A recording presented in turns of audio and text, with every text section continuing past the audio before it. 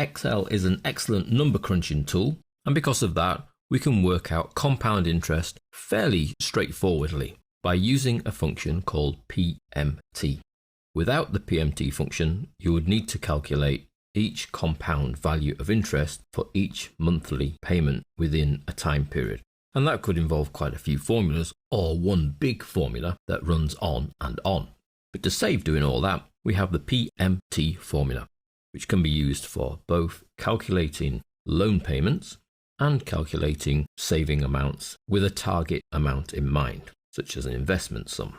So let's firstly see the PMT in action when working out loan payments. So we've got a working file called Loans and Savings, and the first sheet in here is called Loans. We need to supply the annual interest rate. So you might do some shopping around with the banks and find a good annual interest rate. And let's assume we managed to get a good rate at 9%. Then we need to provide the number of monthly payments we wish to make to repay the loan amount. Let's work on 5 years, so that's 60 months. How much are we going to borrow? $10,000. What we can then calculate is what the monthly repayment requirement is to meet both the amount you borrowed and the interest on top of that during the 60 months.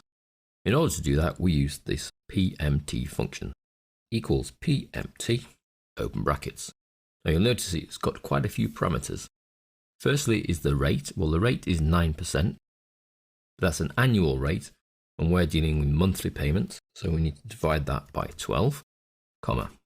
The N per is the number of payment periods. Well, that's our 60, comma. The present value, in the case of our loan, that's the $10,000, because that's the present value. It starts at 10,000, and then obviously the payments will make it go down, but the interest will make it go up.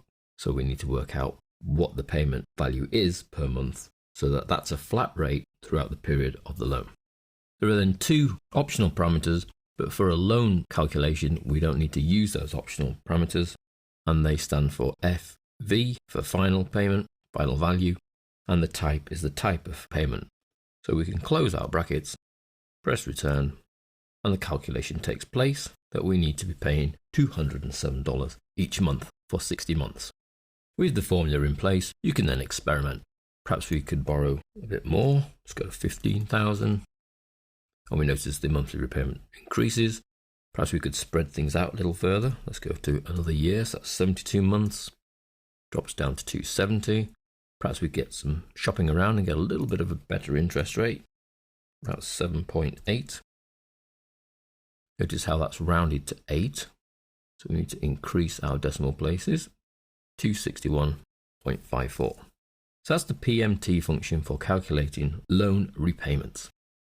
We supply it with the three variables, annual interest rate, number of payments, and amount to be borrowed, and it will return us the monthly repayment value. Now we can actually use the same function to calculate how much needs to be saved to reach a target, so sort of an investment, perhaps saving up for a car. So I'm going to target saving up for a vehicle, so I need to give a target sum. That target sum could be $7,500. If I want to save for $7,500, what kind of interest rate would I be expecting to get? Well, at the moment, somewhere around the 3% mark would be quite useful. And then over what time period am I prepared to save? Well, obviously, the longer I save, the less I have to save each month. So let's work on a 36-month time period. So that's 3 years. So over the course of 3 years, how much will I need to pay each month to reach my target of $7,500? Obviously, during that time, I will receive compound interest of 3% on 3%. So the PMT function is going to have to do some serious work here. So it's equals PMT, open brackets. What's the rate? Well, the rate I'm going to get is 3%, but that's an annual rate, so I need to divide by 12. Number of payments, 36. Present value, well, that's 0. I actually haven't got anything. Perhaps I had $1,000 already started. I could put 1,000 in there, but I actually have nothing. I'm starting from ground zero.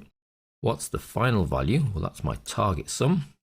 And then the type is simply a 0 or a 1, denoting whether the payment to be made each month is going to be at the beginning or the end of the period.